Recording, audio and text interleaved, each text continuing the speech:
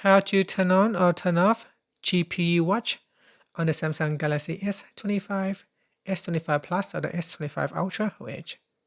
First, tap on the home button to return back to the home screen. Then on the home screen, swipe down at the top to open up quick settings. Now in here, tap on the settings icon. Then we scroll down to the bottom and tap on developer options. After that, scroll down. Then in here, tap on GPU watch.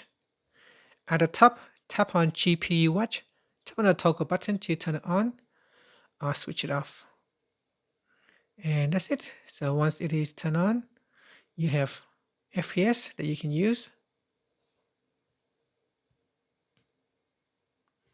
You got load and context info. And there it is. It will show at the top of your screen. So it doesn't matter what you do, the information will be overlaid on top of other apps.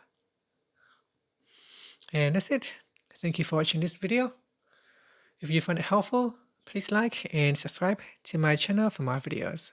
Here we can go back in and switch it off.